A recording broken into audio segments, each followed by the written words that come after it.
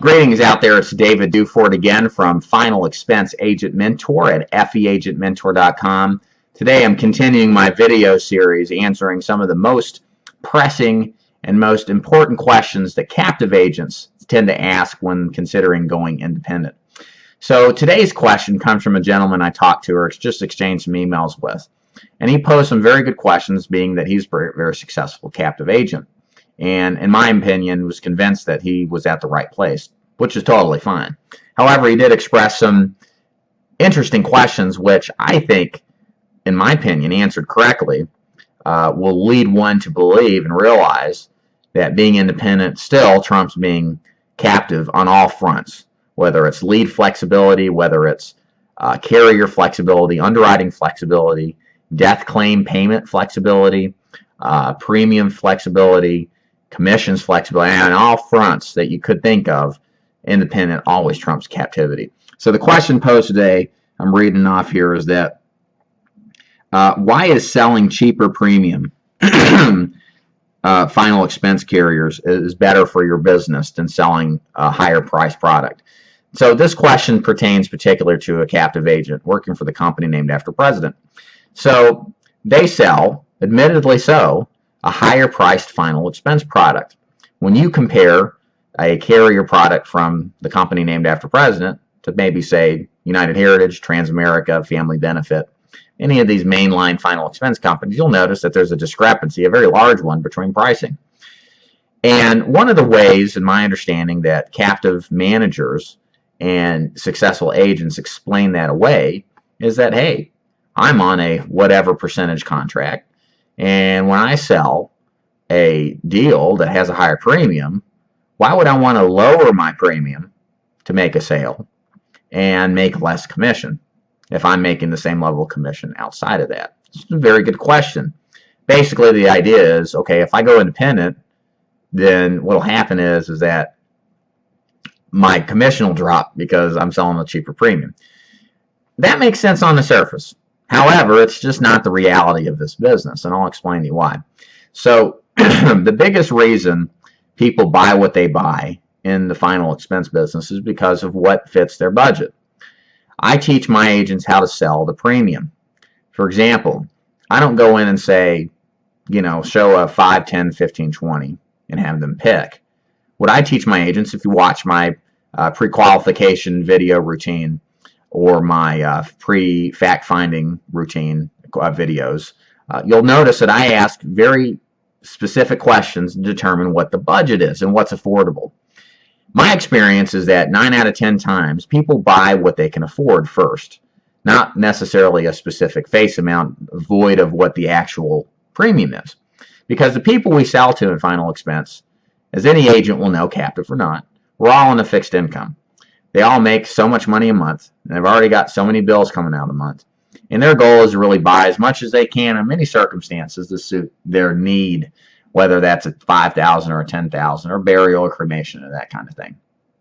And one thing that this particular company does is they use a sales gimmick that alleges that even though you may not have enough, we'll shop it around for you and we'll negotiate a price so that and ultimately you'll be able to get a real normally priced burial for something in the $5,000 range. Now, whether or not that works is besides the point. The question really is, well, with all intents and purposes, what if I end up going independent and I'm not making as much money? So here's the solution. The solution is that when you get out there in the field and somebody says they can afford $80 a month or $60 a month, if you're selling the captive carrier and it's $60 a month, it can only get them $5,000 in coverage, but they want to get a burial, and you sell the independent carrier that can get them $9,000 in coverage, do you think that they're going to say they want the $6,000 or they're going to want the $9,000? Hopefully it's obvious. They're going to pick the $9,000. Obviously, they're not going to say, well, geez, I want $6,000. I don't want more than that. They're going to buy the $6,000, or they're going to buy $9,000 at $60 a month. And they're going to keep that, and you're going to still make the same commission.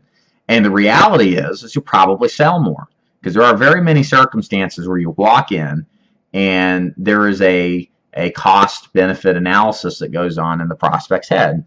They look at your particular offer and they think this is $50 a month for 3,000. That's a lot of money. I don't, I can't afford that, and I don't see me getting, 1,000 for $30 a month or something like that. Or they say it's just not worth. I could save that much in 5 years and I'll have enough. So you lose deals being stuck with a captive company. On top of the fact that your underwriting's poor. If you only have one carrier, it's always poor, no matter if you're captive or not. So if you don't have options, you've got to force this guy, and you got to apply pressure for this person to buy the product, even though they may not like the idea of it. And many times you won't get the sale. So what happens is that by offering cheaper premiums, and you know which carriers to use, you're going to make more sales you otherwise wouldn't have gotten. But then on top of that, you're going to sell probably the same amount of premium, even if it's a couple of bucks lower. You still have the added benefit of better persistency. Look, if the guy that was pressured into buying the $3,000 plan for $50 a month, 2 months later sends another card in because he really is not happy with the purchase, and I come in and I can show him I can sell the same thing to him with $5,000 in coverage, they're going to be thrilled and they're going to take it, or $6,000, whatever. You get the idea. Point is, if I can offer a better deal, then that business is going to stick. Yours is going to be gone, and you got to charge back now.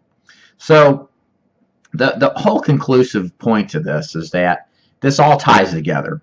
In the final expense business, it's first a business. You have commission rates, you've got lapse ratios you got to manage, you've got issued as applied for ratios to manage for, and you've got the expense portion to manage.